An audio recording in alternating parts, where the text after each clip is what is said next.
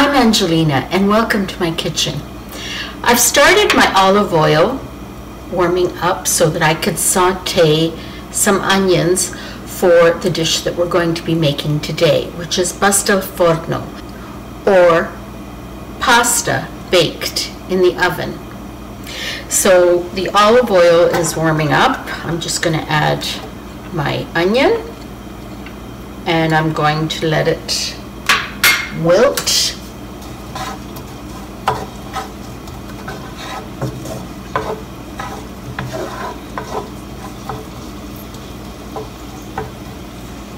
So whenever you're sauteing onion, don't saute it at a very high heat. It should be a slow process, because when you saute onion at a high heat, you're actually going to make it bitter. So you want it to saute slowly. I'm going to do that. Your onions are ready when they start to appear a little bit transparent. So now that they've reached that point, I am going to add our meat, and I am using 4 ounces of beef, 4 ounces of veal, and 4 ounces of pork in this sauce. And I'm just going to put it in, and I'm going to brown it. I'm going to turn my heat up now because it was on low, and I'm going to brown it, breaking it up. Now you could make this sauce with just beef. I always like to put the 3 meats in. It just gives it a nice flavor combination. But beef is fine if you don't have pork or veal. Or combination of beef and pork I often do also. If I don't have any veal, then I'll just do beef and pork together. I need full amount of each. I've got my heat up nice and high, and you keep on working it so that the meat breaks up as it's cooking. Our meat is nicely browned now, and what I'm going to do is I'm going to add about a half a cup of wine to deglaze the pan and to get all the flavors. So I put about a half a cup of red wine in, and we're just deglazing the pan and letting all the juices come out and go into the meat. Once the wine has evaporated, I'm going to add 1 garlic and my salt and pepper. Actually, I'm going to add my salt and pepper already, because this seems like it has almost evaporated all of the wine. So I'm adding my salt and pepper.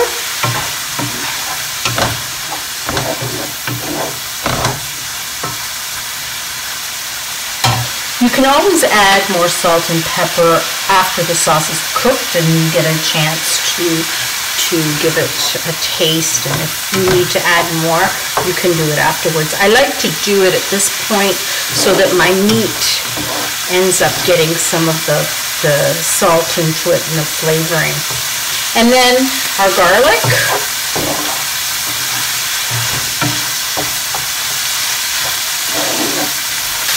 The wine has almost all evaporated, so what we're going to do now is we're going to add the tomato. And I am using my homemade tomato, but if you are going to use bought tomato, always buy the whole plum tomatoes, break them down, because they'll give your sauce a better flavoring. So here we go. This is our sauce, and I'm going to give it a stir so that all of the meat is incorporated.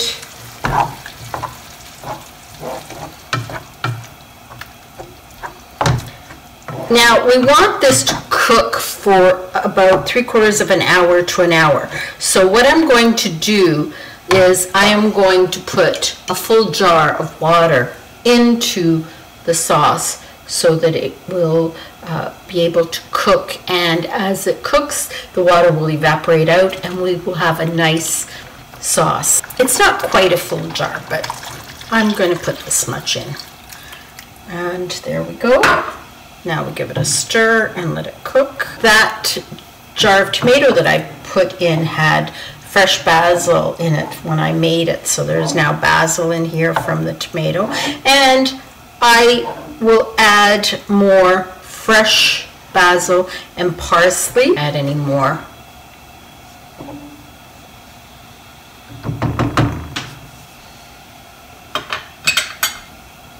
See how it tastes.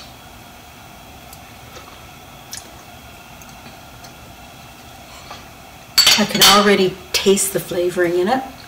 It needs to cook for at least 3/4 of an hour so that everything mingles together.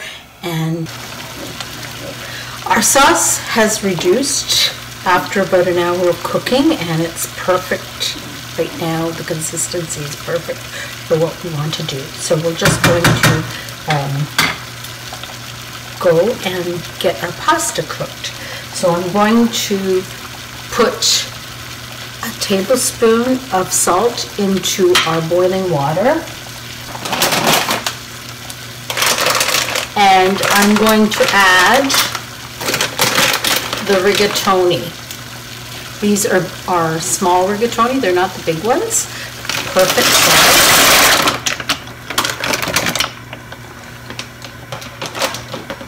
And we're going to let these cook.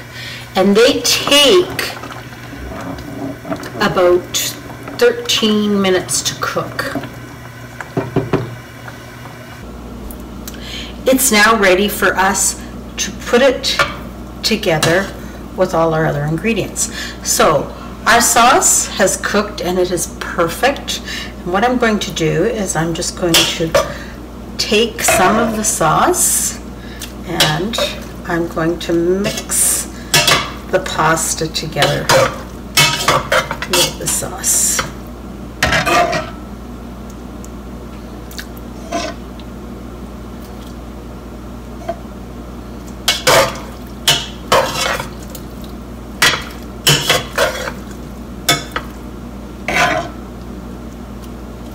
So once our sauce is incorporated with the pasta, we're going to put it all together. To assemble our pasta dish, we are going to put the rigatoni into a casserole dish, just a layer all the way across.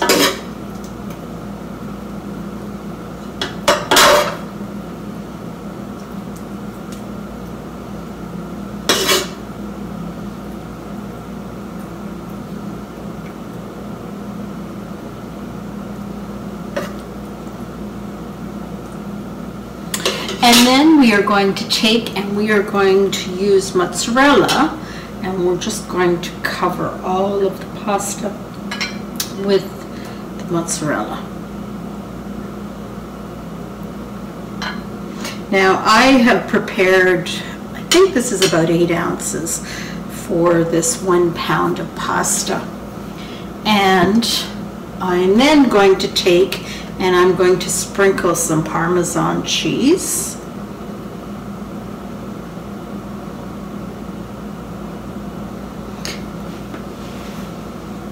And then what we will do is we'll give it another coating of sauce.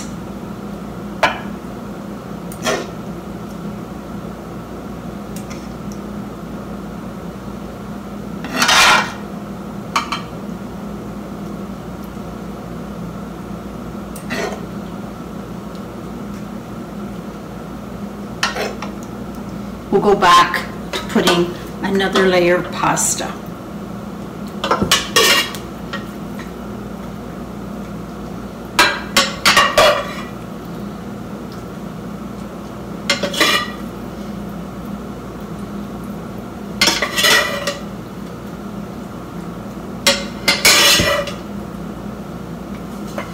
That's all of our pasta.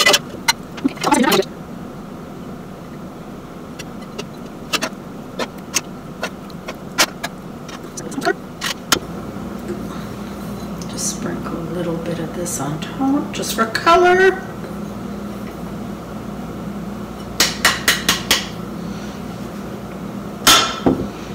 and a little bit of Parmesan. Now what we'll do is we will put this in our preheated oven at 350 for about 15 minutes, and then it is ready to serve.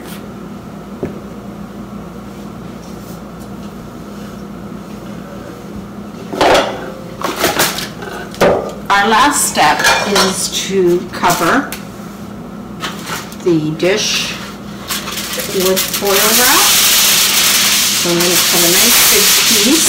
And when you're using the foil wrap, always make sure you put the dull side up.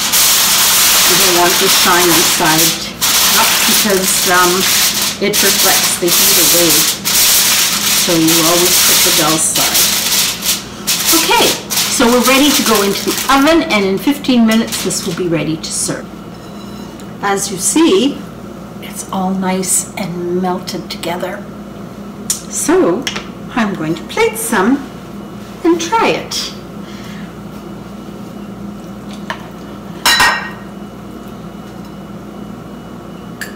You can see all the stringy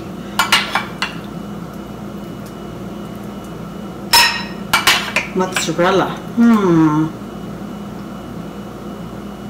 And we're going to give this a try.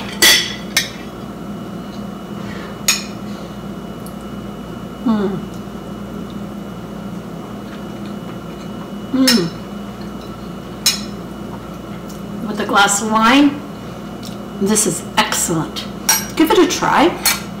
Please subscribe to my channel, and let's meet again soon. Chin chin.